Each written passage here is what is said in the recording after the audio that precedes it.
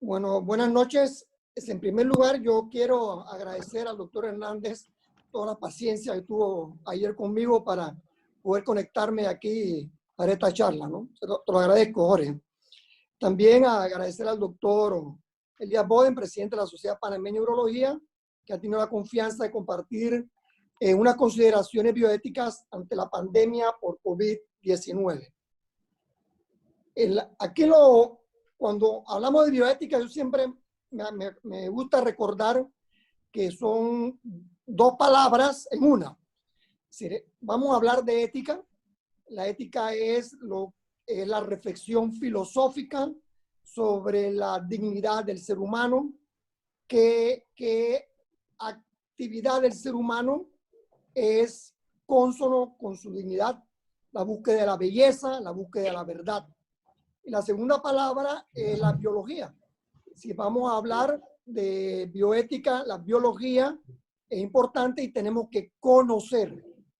Y en este momento vamos a hablar de coronavirus y COVID-19 y yo me voy a dar el gusto de saltar. ¿Me escuchan bien o mal? ¿Se escucha bien, doctor? ¿Escuchando? Sí, es usted, mi amor. Está mi esposa acá atrás revisándome acá.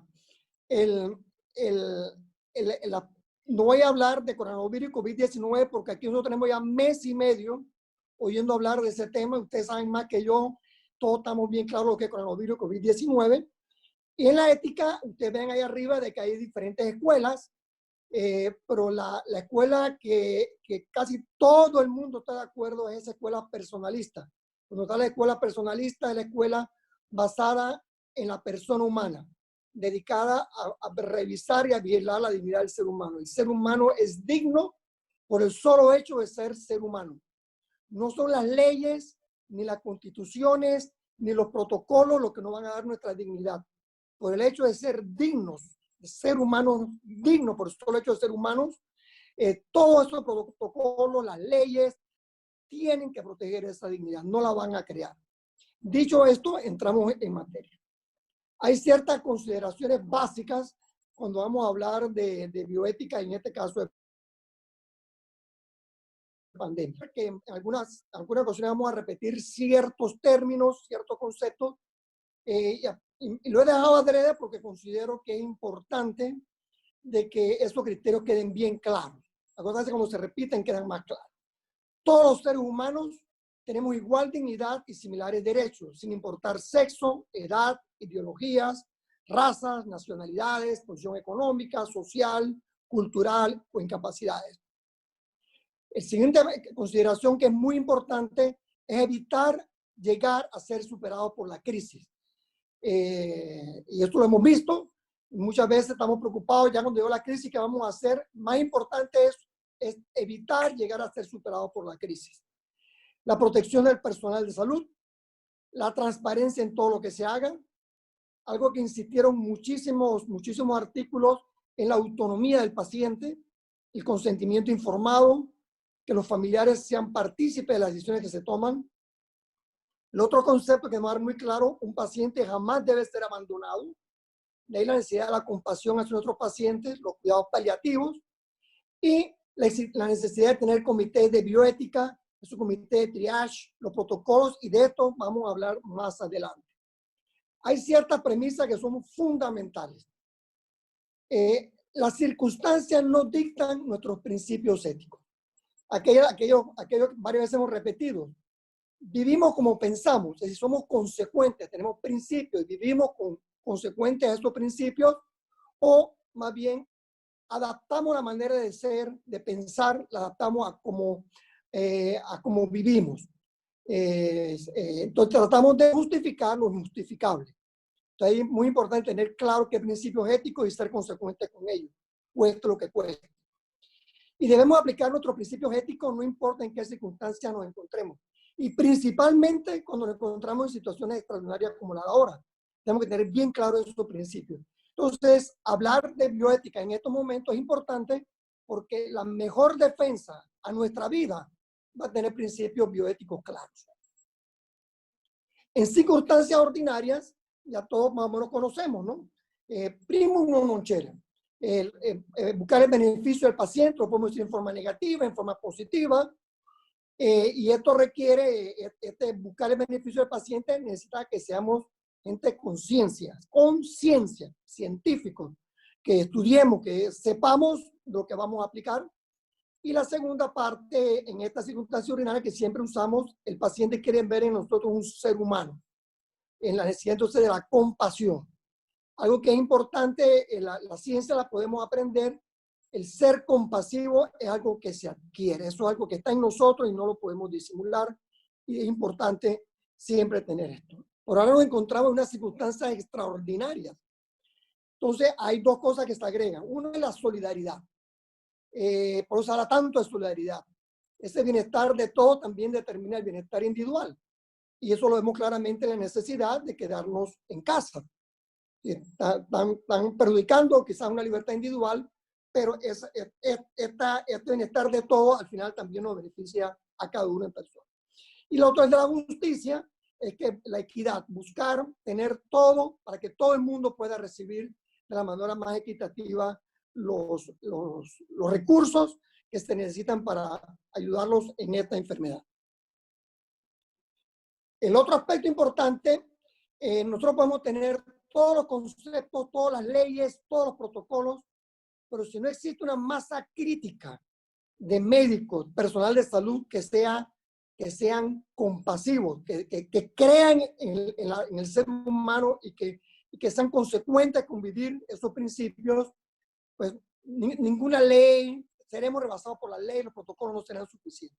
De ahí la importancia de crear hábitos buenos, de crear virtudes que nos permitan a nosotros enfrentar cualquier circunstancia en la vida. En estos momentos, en momentos de pandemias, de epidemias, la famosa la fábula esta de Aristóteles con la cuadriga, los 4 caballos, las 4 virtudes cardinales, la sabiduría. Cada acto médico es técnico, pero también moral. Esa fortaleza que vamos a necesitar ahora, vamos a necesitar coraje físico, moral. Muchos de ustedes les da miedo ir a los intensivos, muchos de ustedes están arriesgando su vida y lo saben, y ponen a su vida y a su familia en riesgo. Esto requiere coraje físico y moral, pero la virtud siempre está en el medio, de evitar ser imprudentes, y por otro lado la pusilanimidad, que no voy a hacer nada.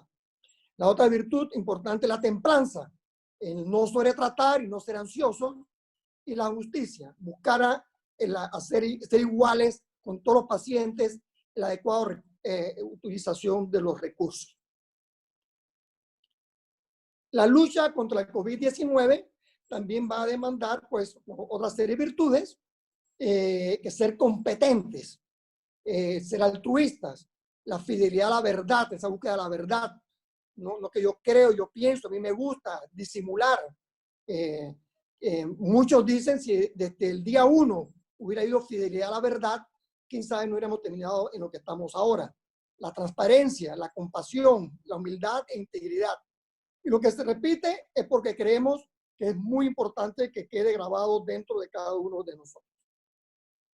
Entonces, resumiendo, hasta aquí, necesitamos profesionales, necesitamos seres humanos, médicos, profesionales virtuosos. Y en esta diapositiva quiero dejar marcada este último punto. Cuidémonos, porque somos un recurso muy valioso, no reemplazable. Nuestras familias no nos pueden reemplazar, aún salud pública no nos puede reemplazar. Y en esto ser juiciosos, saber descansar, hacer ejercicio, vida espiritual, tener en cuenta la familia y llevar una vida equilibrada, aunque a veces nos toque estar en primera línea. Entonces, en base a todo esto que hemos conversado, cualquier razonamiento ético que usemos en caso de epidemia o de pandemia no debe estar basado en características individuales que no estén relacionados con la necesidad del tratamiento, con el pronóstico de eficacia del tratamiento y expectativa de vida después del tratamiento. Y estos 3 puntos lo vamos a repetir varias veces y lo vamos a desarrollar posteriormente. El otro razonamiento es que todos, lo repetimos, tenemos igual dignidad individual. Y esto es algo que se ha logrado siglos, que la raza humana, el ser humano, la humanidad, lo tome como algo propio. Deberemos decidir cuándo el tratamiento vale la pena y no qué persona vale la pena ser tratada. El otro principio, el otro razonamiento, la edad por sí sola no deberá ser criterio absoluto. La invalidez física o mental por sí sola tampoco deberá ser un criterio. Y el valor social de la persona tampoco será un criterio. Rico sobre pobre, educado sobre no educado. Cuando se hablaba de esto, cuando estamos hablando en la Asociación Biótica de Panamá del tema y se habló del triage, pues muchos saltaron y muchos le tienen miedo al triage. Sí es verdad, hay que procurar tener que llegar a un triage, que es lo importante. Ojalá tuviéramos que necesitar triage a la hora de decidir, pero todavía más importante que evitar el triage es no improvisarlo. Un triage improvisado puede hacer más daño que bien. Y esto, pues, hay que reconocer que usualmente en nuestras instituciones no hay comisiones de ética, no hay comisiones dedicadas a esto del triage. Estas comisiones de selección de vida son importantes porque también procura reducir el estrés moral de los médicos clínicos. Y eso se ha visto en cantidad de experiencias que uno lo ve en las redes de médicos que han tenido que trabajar clínicamente y a la vez trabajar de triage. Hay que tratar que en estas comisiones haya personas del Estado y de la institución. ¿Por qué es importante? Porque protege al médico ante la demanda. El Estado y la institución es parte de las decisiones más críticas cuando se han tenido que tomar decisiones muy difíciles y no dar al médico solo en esto. Y volvemos, ¿no? Es indispensable utilizar siempre criterios iguales en todas estas comisiones. Y estos tres criterios: necesidad del tratamiento, pronóstico de eficacia del tratamiento y la expectativa de vida después del tratamiento, y lo vamos a desarrollar también más adelante. Bueno, ¿qué va a suceder cuando seamos sobrepasados y si somos sobrepasados? Ya quedamos que lo ideal es no ser sobrepasados y tomar las medidas para eso. Porque si somos sobrepasados, como ha ocurrido en muchos lugares, ¿qué pasa? Primero, liderazgo.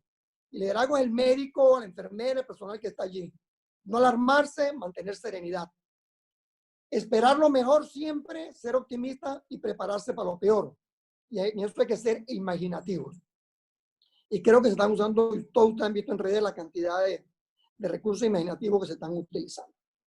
Haremos todo lo que podamos hacer razonablemente y sea de beneficio para el paciente. Y de ahí donde van a ir todos estos protocolos, todos estos niveles de evidencia que son tan importantes en la medicina moderna. Entonces, este razonamiento ético, cuando se haga necesario, estará basado, y repetimos nuevamente las tres expresiones: necesidad del tratamiento, pronóstico ante el tratamiento y la expectativa de vida después del tratamiento, y vamos a desarrollar estos tres principios. Necesidad. ¿Qué paciente necesita ingresar a una unidad de cuidado intensivo o colocar un respirador? Bueno, esto está escrito, gracias a Dios, todos nuestros intensivos, nuestros intensivistas tienen todo, hay acuerdos generalizados. Entonces hay una decisión clínica basada en protocolos establecidos, no en protocolo político, ni económico, ni de raza, protocolos establecidos. Pero, ¿qué pasa? Es la pregunta que todo el mundo se hace, ¿no? Tengo 5 pacientes esperando respirador y dispongo solo de un respirador. Que ha habido colegas que se han encontrado en esta situación.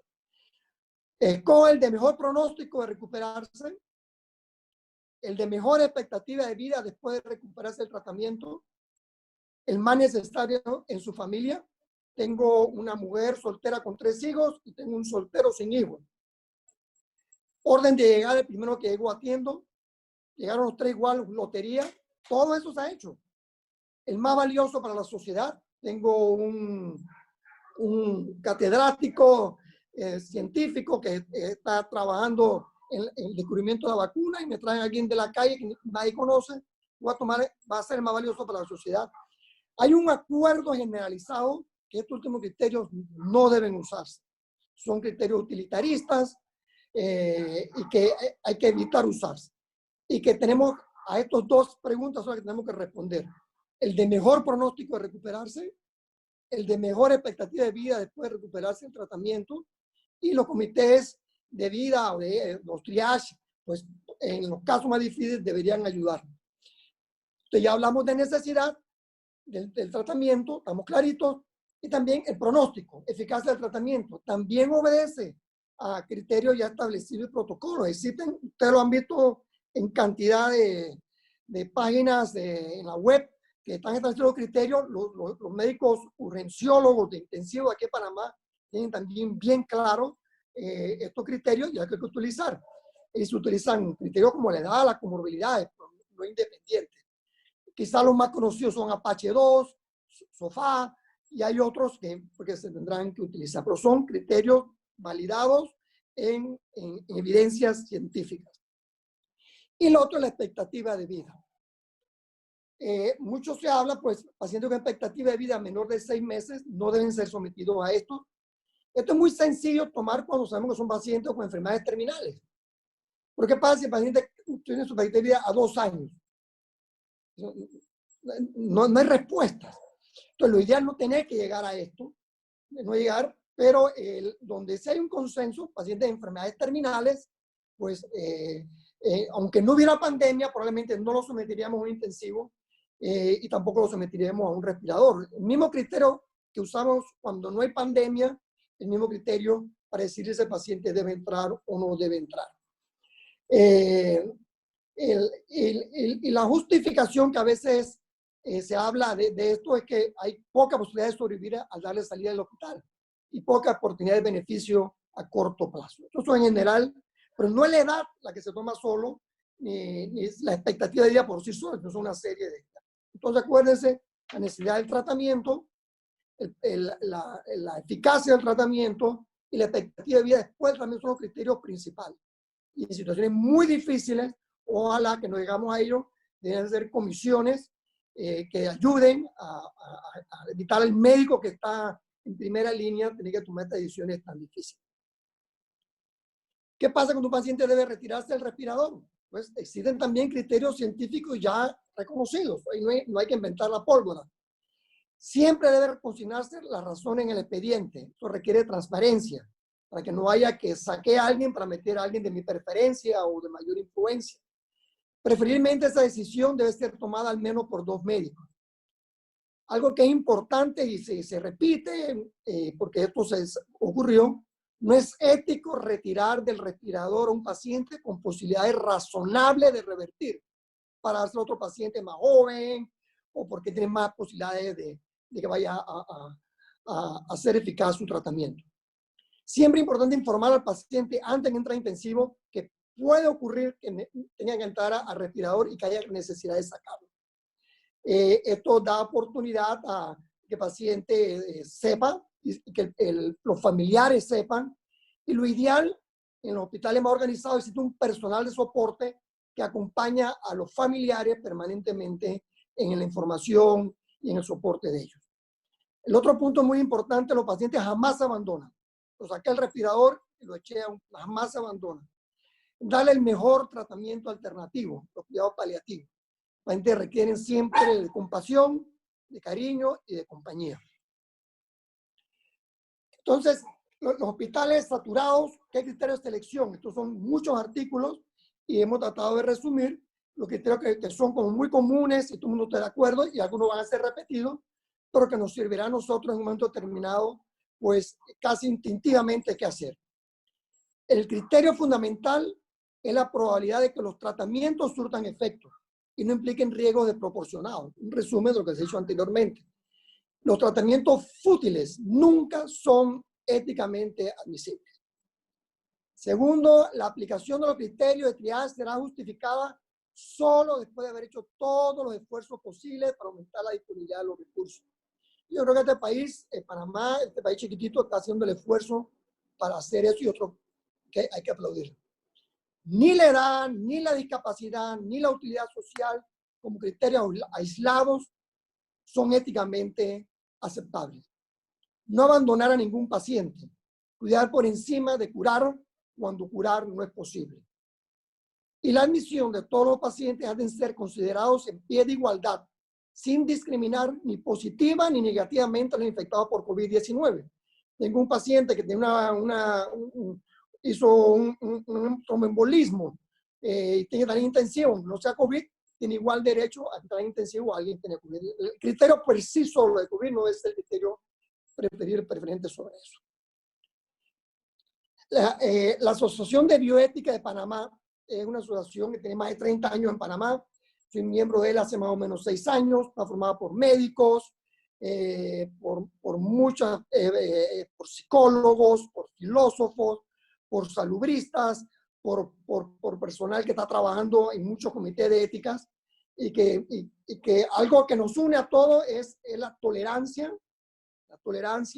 el respeto y la claridad al hablar y expresar criterios bioéticos y que tenemos varios años trabajando en esto y a raíz de lo que se nos venía, el grupo de urgenciólogos pidieron opiniones, un grupo grande nos reunimos y claro, no voy a poner todo lo que es porque no nos da el tiempo, pero las recomendaciones básicas y fundamentales son las siguientes, ¿no? Los principales actores es el personal de salud y el paciente. Se agregó también la seguridad y todo, ¿no? Pero, ¿qué quisimos decir con esto? Que la protección del personal de salud es fundamental. Es decir, el personal de salud, así como vamos a invertir en respiradores, hay que invertir en que el personal de salud tenga todo lo que necesite para protegerlo. La dignidad de todo ser humano por igual. Decisiones de ingreso y de permanencia en la unidad de cuidados intensivos, lo mismo. Criterios científicos, protocolizados y validados. La utilización óptima de todos los recursos. Debe haber siempre transparencia a quién se ingresa y a quién no. Eso debe estar escrito, se evitan problemas en el futuro. Ahí se protege al paciente, se protege al médico, a las instituciones. También qué criterios para la hora de retirar el respirador, los egresos de la unidad de cuidados intensivos y el manejo de cuidados paliativos. Y muy importante, muchos insistieron sobre es de la voluntad anticipada. Muchas personas de edades no, desde antes, ponen como voluntad anticipada que no quieren ser tratados intensivos y no quieren ser colocados en un respirador. Eso puede en algún momento determinado hacer que haya respiradores disponibles y siempre los familiares tienen que ser parte de esto y estar enterados naturalmente cuando se pueda y para eso sirven todas estas comisiones de triage y de ayuda a los familiares. Por cuestión de tiempo no les voy a leer, pero ya cerrando les voy a leer, porque me parecieron que 3 o 4 párrafos que me parece que son quizás lo más importante entre las recomendaciones que se dieron, ¿no? Sí, uno, considerar en todo momento la dignidad del ser humano y su carácter universal, que no admite razones discriminatorias por edad, sexo, creencia religiosa, filosófica, estado social, económico, nacionalidad o ascendencia étnica ni características raciales. Todos tenemos derecho de ser atendidos en los servicios de salud en igualdad de condiciones con la mejor calidad posible. El respeto a la dignidad humana, lo mismo que la compasión hacia su situación y la atención con alto grado de profesionalismo debe ser siempre un objetivo en los servicios de salud, por muy complicado que sea el entorno de la pandemia. Esto pareciera como un bla, bla, bla, pero es esencial.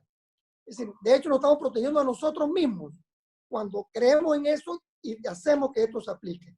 Si somos capaces de proteger a todos y especialmente a los más débiles, con más razón vamos a proteger a los más fuertes. Entonces, de alguna manera, esto es algo que nos protege a todos. El otro recomendación, se las leo. No es ético que un paciente que tenga posibilidades razonables de recuperarse sea removido de unidad de cuidado intensivo o de un respirador mecánico para ser reemplazado por otro paciente con similares condiciones o aún con mejores pronósticos. Y eso se ha vivido, eso lo vivieron en Italia, lo vivieron en China, lo vivieron en España y hay manifestaciones al respecto. Ante situaciones reales extremas, lo prudente es justo que se disponga de un comité local o regional, compuesto al menos de 3 personas que emitan su opinión y criterio inmediatamente, sin dejar solo al personal de unidad de cuidados intensivos en la toma de esas decisiones. Y ojalá no haya que llegar a eso.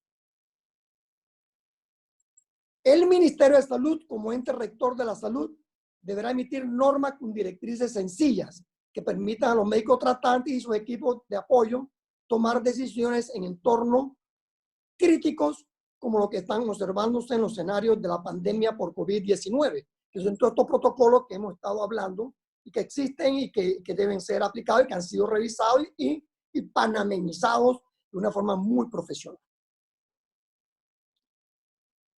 En la práctica, es una expresión que me gustó, porque también resume, el valor de maximizar beneficios significa que personas que están enfermas, pero que podrían recobrarse si son tratados en unidades de cuidado intensivo, deben recibir prioridad sobre aquellos que tienen poca posibilidad de recobrarse, aún siendo tratados, y sobre aquellos que se recobrarán aún sin recibir tratamiento.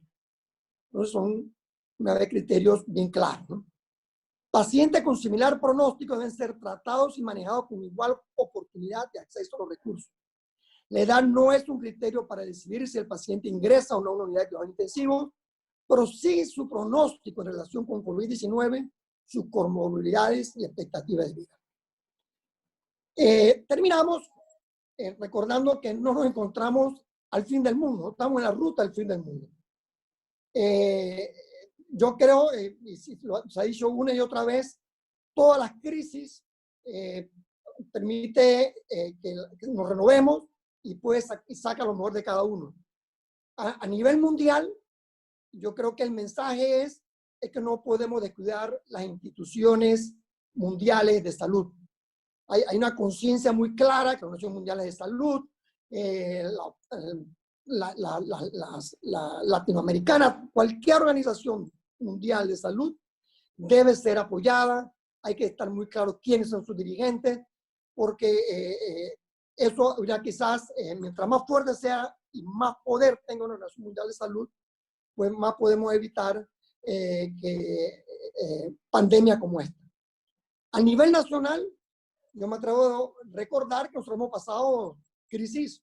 Y yo a los más jóvenes, yo en la década del 70 y el 80, yo estaba en los 20 y en los 30. Y Panamá vivió una crisis institucional severa. Nosotros nos olvidamos con sus luces y las sombras de esa época, porque hubo luces, hubo sombras, no había libertad de expresión, no había libertades políticas, pero todos esos años y todos esos esfuerzos, hubo salud. Los gremios de educación fueron los que muchas veces tomaron el liderazgo político. Quizás nos encerramos en nuestras conquistas gremiales y no avanzamos, y nos quedamos allí. Y tenemos que reconocer que a nivel nacional nos hemos quedado con una desigualdad en salud y en educación, y eso no puede ser. La riqueza de una nación viene dada por la calidad de la educación y de la salud de su población. Y no estamos fracasados. Entonces yo creo que también un llamado a las nuevas generaciones a que retomemos y tratemos de hacer que este país, a partir después de la pandemia, tomemos como un valor que vamos a mejorar estos valores de salud, educación en Panamá. Y finalmente, a nivel personal, yo nada más invito, esto es una expresión, un pensamiento que saqué de un maestro de bioética de la Universidad de Georgetown, internista, ya murió, que él dice, no puede haber cambios si no hay capacidad de asombro. Si no somos capaces de sorprendernos ante las cosas que están mal y nos acostumbramos a ellas, entonces no hay cambios. Entonces nos hemos acostumbrado, voy a hablar a nivel de salud, que yo pienso que hay muchísimos médicos heroicos que hacen un trabajo heroico en zonas de salud, pero hay que reconocer que a nivel burocrático muchas veces nos hemos acostumbrado a tener una atención muy disímil y que podemos hacer las cosas mejores. Entonces no permitamos que nos acostumbrarnos y tengamos siempre asombro ante situaciones de injusticia en salud y que puede ser mejor. Yo les agradezco la atención y si hay algún comentario o alguna pregunta, con mucho gusto, y si no, en 2 o 3 minutos vendrá la charla de fondo sobre cáncer de próstata. Muchas gracias.